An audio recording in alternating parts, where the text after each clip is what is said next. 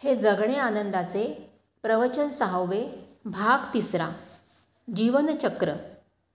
मन भरकटतं, इकडे तिकडे इकडे तिकडे असं सैरावैरा मन धावतंय. त्याच्याऐवजी तुम्ही त्याला एक विशिष्ट रूळ बांधून दिलेत ना की ती बुद्धी होते. आणि मी नावाचं जे एक केंद्र उभं केलं आहे आपण, त्याच्याभोवती मन फिरायला लागतं. हे समजण्यासाठी सायकलच्या चक्राची कल्पना करा. सायकलचं चाक असतं, त्याला मोठी रीम असते ज्याच्यावरती टायर ट्यूब बसवतात आणि तिथून आतमध्ये स्पोक्स असतात. मराठीत आरे म्हणतात. ते आरे सगळे त्या रीममधून आत येतात आणि केंद्राच्या ठिकाणी मिळतात. पण केंद्राच्या ठिकाणी परत एक लहान चक्र असतं आणि त्या लहान चक्राच्या आतमध्ये पोकळी असते, कारण ते चाक कशावर तरी बसणार असतं. ही जी रीम आहे हा आपला जीव आहे, म्हणजे याला आपण म्हणतो मी. चित्त, जीव आणि मी हे एकाच अर्थाचे 3 शब्द आहेत. ज्याला मी म्हणतो ते संबंध संचित आहे. चित्त आहे डोक्यामध्ये, त्यालाच जीव असं म्हणायचं, त्यालाच मी असं म्हणायचं. ते हे चाक आहे. ह्या चाकाचे हे सगळे जे आरे आहेत, हे माझं, हे माझं, हे माझं. माझं ज्याला म्हणतो, तुम्ही म्हणाल माझा नवरा म्हणजे एक स्पोक आला, माझा मुलगा दुसरा स्पोक आला. जेवढं म्हणून तुमचं माझं आहे ना, तेवढे तुमचे स्पोक आहेत, तेवढं मोठं तुमचं चाक आहे. आणि याच्यावरून तुमचा घेरा ठरतो किंवा घेर ठरतो. काय घेर असतो? मीचा हा सगळा पसारा. मीचा पसारा आणि मीचा पसाऱ्याचे हे सगळे स्पोक्स तिथे मध्यावरती आले की ते एकमेकांना धरू शकत नाहीत. ते मध्ये एके ठिकाणी येऊन थांबतात आणि आतमध्ये पोकळी राहते. ती जी पोकळी राहते ना, त्या पोकळीमध्ये स्व असतो. हे चाक जसं सायकलीवरती बसतं, तसा हा जीव संचित हे चाक त्या पोकळीमधून परमात्म्यावरती बसतं. परमात्म्यावरती जिथे बसतं त्या पोकळीला आत्म म्हणतात. परमात्म्यावरती बसतं म्हणजे काय होतं? जीवन प्रवाह हा सगळा देवाने निर्माण केलेला आहे. तो विश्वाचा जीवन प्रवाह सगळीकडे अखंड आहे. त्याचे आपण भाग आहोत.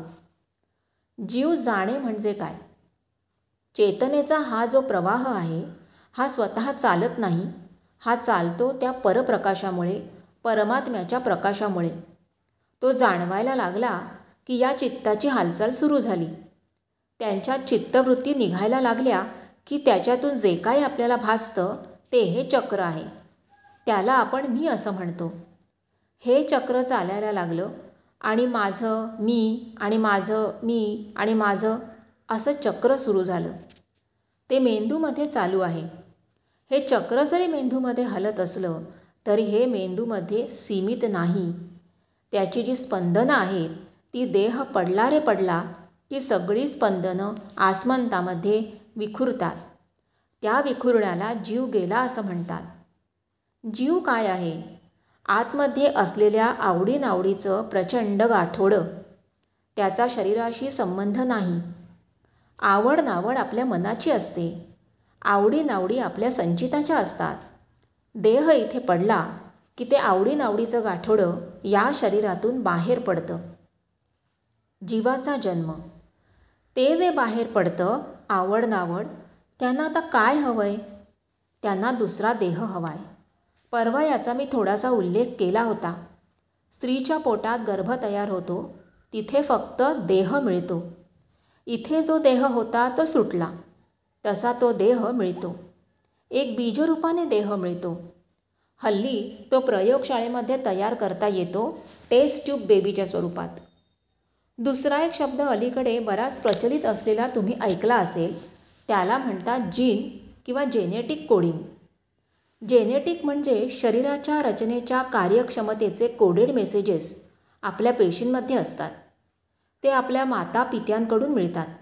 एवढ्याकरता पोटामध्ये तयार होणाऱ्या मुलाचं किंवा मुलीचं फक्त शरीर आईवडिलांसारखं असतं. आईचं असेल, वडिलांचं असेल, दोन्हीकडच्या आजी आजोबांसारखं. त्यांच्यासारखी उंची, रंग, नाक, केस सगळं असू शकतं. फक्त शरीराशी संबंधित तेवढंच. DNA आईवडिलांकडून मिळतं. पण तो जो तयार झालेला गर्भ असतो, देह असतो, त्याच्यामध्ये आवडीनावडी घेऊन जो जीव इकडून निघालेला असतो तो त्याच्यामध्ये प्रवेश करतो. आणि गर्भामध्ये जे मूल वाढतं ते आईवडिलांकडून घेऊन आलेला देह आणि कुठलं तरी जन्मजन्मांतरीचं जे काही आहे तो आवडीनावडीचा जीव हे एकत्र येतं. तसं मूल तुमच्या आमच्या घरी जन्माला येतं. आपलं मूल आपलं नाही हे का समजून घ्यायचं? ही विज्ञानाची भाषा का तुम्हाला समजावून द्यावी लागते? त्याचं महत्त्वाचं एक कारण आहे. आपल्या पोटी जन्माला आलेला जो कोणी मुलगा किंवा मुलगी आहे तो आपला नसतो. आपण फक्त त्याला घर करून दिलं आहे. म्हणजे हा देह आहे आणि या देहामध्ये तू राहा. पहिली 5, 7, 15 किंवा 16 वर्षापर्यंत तो मोठा होईपर्यंत त्याची देखभाल करून त्याचं घर व्यवस्थित सजवून देतो. घर सजवून देणं एवढंच आईवडिलांचं काम आहे. तो जीव त्याच्या आशा, आकांक्षा, महत्त्वाकांक्षा, मनोरथ सगळंच्या सगळं घेऊन आलेला आहे. त्याचा तुमच्याशी काडीचाही संबंध नाही. मग तो वयाच्या 3ऱ्या 4थ्या वर्षी कुमार गंधर्वांसारखा गायला लागेल. तो कुमार गंधर्व होईल, बालगंधर्व होईल किंवा एखादा दरोडेखोर होईल. काहीही तुम्हाला करता येणार नाही. एवढ्याकरता दुसऱ्या व्यक्तीला बदलण्याची अजिबात धडपड करू नये, कारण तुम्ही बदलू शकत नाही. आता तुम्ही म्हणाल की मग आपण संस्कार करायचे की नाही? संस्कार करायचे, वातावरण असं निर्माण करायचं की ते मूल अनुकरणाने काही शिकू शकेल. लहान बाळाला 15-16 वर्षापर्यंतसुद्धा बुद्धीच्या स्तरावरती सांगून पटत नाही, कारण ती बुद्धी तयार झालेली नसते. एवढ्याकरता लहान मुलांना कितीही वेळा सांगितलं तरी परत सांगावं लागतं. आपण मुलांना म्हणतो 1000 वेळा तुला सांगितलं. अरे 1000 वेळा सांगावं लागलं कारण त्याला कळतच नाही. 1000 वेळा सांगितलं असं सांगत असताना आपण 1001 वेळा सांगणं सोडतच नाही. चूक कोणाची आहे? तुम्हाला योग्य जे वाटत असेल त्याप्रमाणे तुमचं वागणं ठेवा, तुमचं बोलणं ठेवा आणि मुलाला अनुकरणाने शिकू द्या. हे 16-18 वर्षापर्यंत चालू द्या. पालकत्व. मुलगा मोठा झाला, मुलगी मोठी झाली, त्यांची लग्न करून दिली, घरं सजवून दिली. आपला आणि त्यांचा काय संबंध आहे? काहीही संबंध नाही. संबंध त्यांच्याकडून ठेवायचे असतील तर आपण उपलब्ध असावं. विमलाजींचं एक वाक्य आहे, children grow out of their childhood but parents never grow out of their parenthood. आज समाजात जो सगळा गोंधळ आहे ना, तो आई वडील मुलांना मोकळं सोडतच नाही. त्यामुळे सारखं त्यांच्या पाठीमागे लागतात. एवढ्याकरता मुलं आता निराळी व्हायला लागली आहेत. मग आई वडिलांना वृद्धाश्रमात जावं लागतं. याला आई वडीलच जबाबदार आहेत, मुलं नाहीत. आपण मुलांना दोष देतो.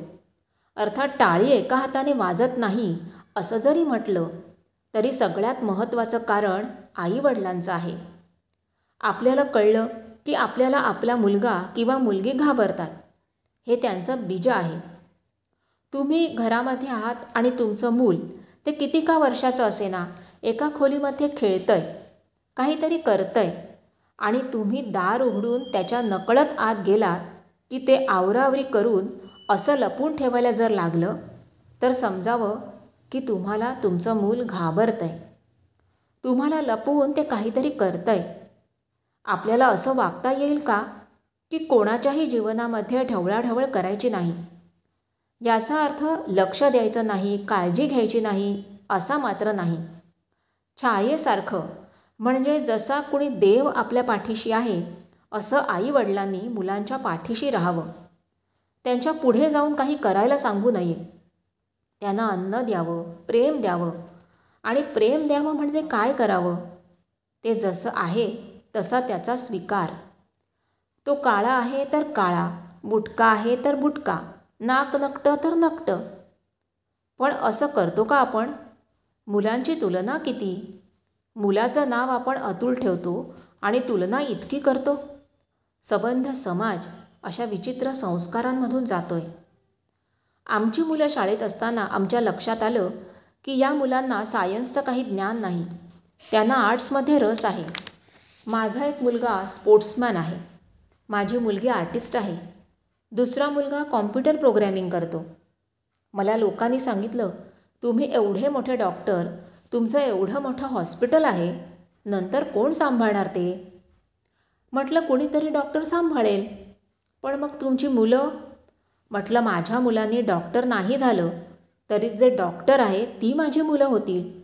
मला डॉक्टर मुलं नकोत, तर मला समाधानी, शांत, सुखी आणि आनंदी मुलं पाहिजेत. मग ती काही का करेनात? असं आपल्याला जगता येतं जर आपण ठरवलं तर.